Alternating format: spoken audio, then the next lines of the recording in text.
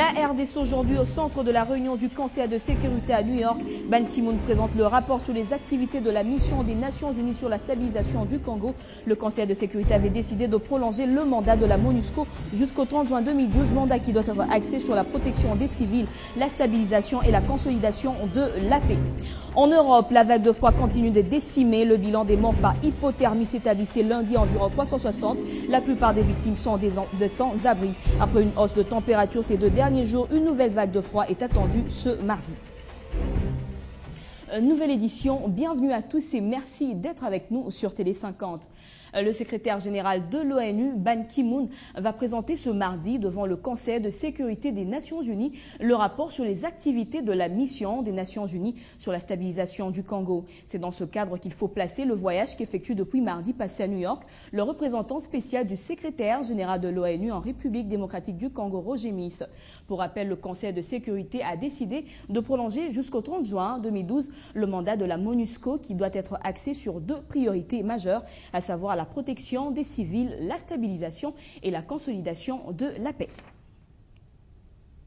L'avenir de la coopération entre la RDC et la Grande-Bretagne, mais également entre la RDC et la MONUSCO, était au centre de l'audience que le vice-premier ministre, ministre de l'Intérieur, de la Sécurité, Adolphe Loumanou, a accordé à Neil Wigan, ambassadeur de la Grande-Bretagne à Kinshasa. Suivez.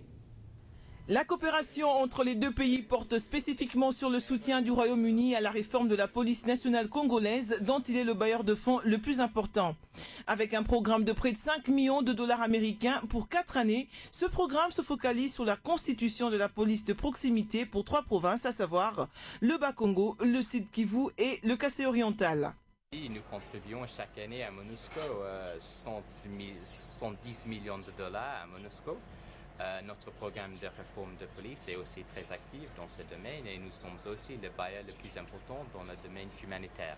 Le commissaire général de la police nationale congolaise, Charles Bisengimana, a associé à cette audience, s'est dit satisfait de l'appui de la Grande-Bretagne dans la réforme de la PNC. Je dois vous dire que la Grande-Bretagne a appuyé la police nationale congolaise dans sa réforme. Donc c'est à ce sujet-là qu'on a débattu. Et on a passé à revue le financement que donne la Grande-Bretagne pour la réforme de la police. Et nous avons noté que la coopération se porte très bien et nous pensons que nous allons regarder dans la même direction pour les jours à venir pour renforcer davantage les capacités des unités de la police. L'objectif est non seulement de former toutes les unités de police, mais aussi de les rendre professionnelles, les équiper et améliorer les conditions de travail des policiers congolais afin qu'elles soient acceptables. La session extraordinaire de l'Assemblée nationale législative 2012, c'est pour le 16 février prochain. Sur place, l'administration de cette chambre basse du Parlement dit avoir pris des dispositions nécessaires pour réserver un accueil digne aux nouveaux élus du peuple. Fabien Lumbala. Plus de 400 députés nationaux élus et plus ou moins 70 réélus, tous de manière provisoire, sont attendus à Kinshasa, la capitale de la République démocratique du Congo, pour cette session extraordinaire du 16 février dans la salle des congrès du Palais du Peuple à Lingwala. Une session prévue par la loi électorale qui souligne que les députés élus provisoirement entrent en fonction 15 jours après leur proclamation, en attendant les arrêts définitifs de la Cour suprême de justice. Et l'administration apolitique de l'Assemblée nationale, appuyée par l'article 114 de la Constitution de la République, réajuste ses dispositifs protocolaires pour la réussite de cette session dont la finalité reste la validation de pouvoir des nouveaux élus, l'élection et l'installation du bureau définitif, l'élaboration et l'adoption du règlement intérieur. Entre-temps, les futurs candidats sénateurs doivent encore attendre, étant donné que la Commission électorale nationale indépendante a repoussé l'élection des grands électeurs. En plus, l'Assemblée nationale et le Sénat, tous 2 autonomes, n'ont pas le même calendrier et encore moins les mêmes échéances. Crise de gestion dans certaines institutions d'enseignement supérieur et universitaire dans les villes de Béni et Butembo. Le ministre de l'ESU, Machako Mamba, a dépêché son conseiller Bochakwete pour s'imprégner de la situation. De ce mardi, Bochakwete compte donc entamer une série de rencontres avec les étudiants et les comités de gestion des établissements concernés. Martial Bendelo, notre correspondant sur place. C'est peut-être vers les dénouements de la crise qui secoue certaines institutions d'enseignement supérieur et universitaire de la partie nord de la province Nord Kivu. Le maire de Butembo a reçu dans ce sens le conseil du ministre de l'Étude hier mardi dans son lieu de travail. M. Bocha Boudik a annoncé à Sikouloubata Kamakala que son séjour dans cette partie de la République démocratique du Congo s'inscrit dans le cadre de s'imprégner et de poursuivre la situation actuelle dans quelques établissements d'enseignement supérieur et universitaire de la place, dont la plupart sont déchirés ces derniers jours par des grèves répétitives des étudiants. Ces institutions sont notamment l'Institut supérieur du commerce, ISC Béni, l'Institut supérieur des bâtiments et travaux publics, IBTT Butembo, l'Institut supérieur technique médical, ISTM Butembo, et l'Institut supérieur pédagogique et technique, ISPT Mouangui. Outre cette mission, le conseiller du professeur Masako Mava a indiqué qu'il vient également participer à la journée de l'arbre dans les établissements d'enseignement supérieur et universitaire de Béni de Butembo.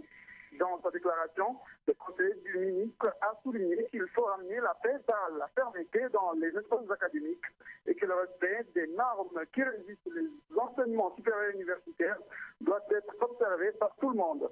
C'est dans ce sens que Bocha Boukwet a promis de ramener ou alors entamer une série de rencontres dès ce mardi 7 février avec les étudiants et les différents comités de gestion des institutions précitées. Le conseil du ministre de l'Étude a profité de son entretien avec le maire pour lancer un message d'appel aux étudiants du Grand Nord Kivu de privilégier d'abord le bon déroulement des enseignements au sein de leurs institutions respectives. Marcel Bendelo, Butembo et la Pétan. Révolution de la modernité à Lubumbashi, dans le quartier Tchamala. Nous sommes là, dans la province du Katanga. Eh bien, la population peut désormais pousser un ouf de soulagement. Plus de 3 km ont été raccordés pour une desserte en eau potable dans ce quartier. Guy Chungu nous y amène. Mes chers compatriotes, parallèlement au développement des infrastructures, le gouvernement se montrera particulièrement soucieux de la vie sociale du citoyen congolais. 2012, déclarée année du social par Joseph Kabila Kabange, connaît d'ores et déjà de réalisations palpables. Ici, dans le quartier Tchamala, dans la province du Katanga, 9 bornes et fontaines installées par le Fonds social de la République en vue de desservir les habitants de ces quartiers en eau potable. La Régie des eaux avait des difficultés pour étendre son réseau de distribution dans ce quartier Tchamala. Alors le Fonds social, comme vous savez que c'est la présidence de la République, le Fonds social a mis les moyens pour étendre le réseau, de distribution d'eau dans ces quartiers. Donc c'est pourquoi nous avons fait 3 km dans tous ces quartiers. On a étendu le réseau de la Régie des eaux pour au moins desservir ces quartiers. Après plus de 45 ans sans eau, le sourire réapparaît enfin sur le visage de ses bénéficiaires.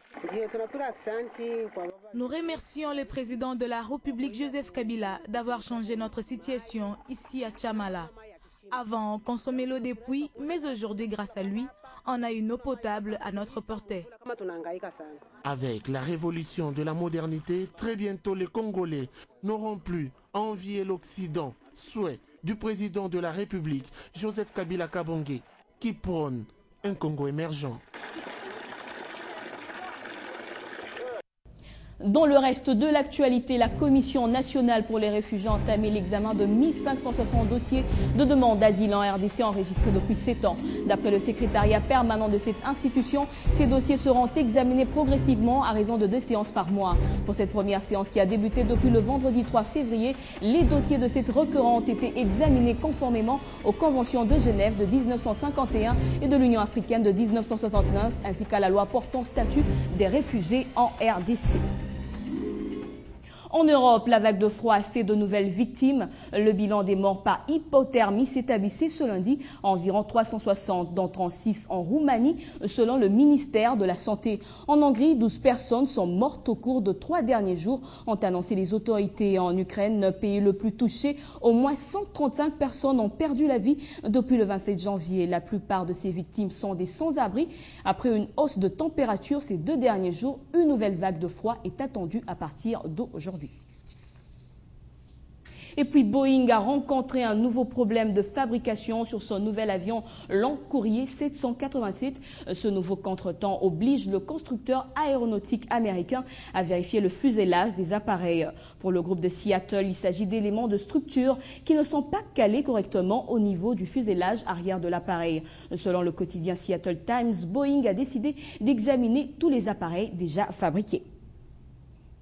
En sport, Cannes 2012, 28e édition. On observe la trêve, vous le savez, depuis lundi. Et la compétition, elle, reprend demain mercredi. Et donc pour demain, en demi-finale, la Côte d'Ivoire affrontera le Mali et le Ghana jouera la Zambie qui a surpris tout le monde. Avec 3 pays de l'Afrique de l'Ouest, la sous-région est représentée pour la 6e fois à ce stade du tournoi. Alors serait-ce un simple hasard ou une logique sportive? Réponse dans cet élément. Et au départ de l'action, eh bien comme par hasard, Didier... 3 pays de l'Afrique de l'Ouest sont présents au dernier carré de cette CAN Gabon-Guinée équatoriale 2012. La Côte d'Ivoire avec Didier Drogba, le Ghana de frère Ayou, Seydou Keïta et le Zègle du Mali, tous ont permis à la sous-région de dominer pour la 6e fois une phase finale de la CAN. Ce après celle de 1965, 1992, 1994, 2002 et 2006. Ces équipes seront toutes face à un seul ressortissant de l'Afrique australe, la Zambie, l'invité surprise du carré d'As. Simple hasard ou logique sportive, en tout cas, les deux questions semblent trouver leur réponse. Logique sportive, oui, quand on sait que les 3 demi-finalistes de cette partie du continent regorgent la très forte proportion des joueurs expatriés évoluant en Europe, en Asie et dans des grands clubs de l'Afrique. Ces joueurs apportent sans complaisance leur expertise au profit de leur pays. Les doublés de Drogba contre la Guinée équatoriale, les buts salvateurs d'André Ayou devant la Tunisie, ainsi que le penalty transformé par Seydou Keïta pour éliminer les Gabons, sont là les quelques illustrations. Mais cela n'est pas toujours une garantie du sacre, comme l'a démontré les pharaons d'Égypte et ses joueurs locaux en 2006, 2008 et 2010. Qu'à cela ne tienne, l'Afrique du Nord est aussi absente à ces stades du tournoi, la Tunisie étant déjà éliminée en quart de finale. C'est le cas aussi de l'Afrique du Sud. Néanmoins, l'Afrique de l'Ouest a la seule occasion d'engranger un nouveau titre avec ce nombre important de demi-finalistes. Voilà, merci à tous nos téléspectateurs qui nous suivent à travers le monde, notamment à Londres. La revue de presse, c'est tout de suite.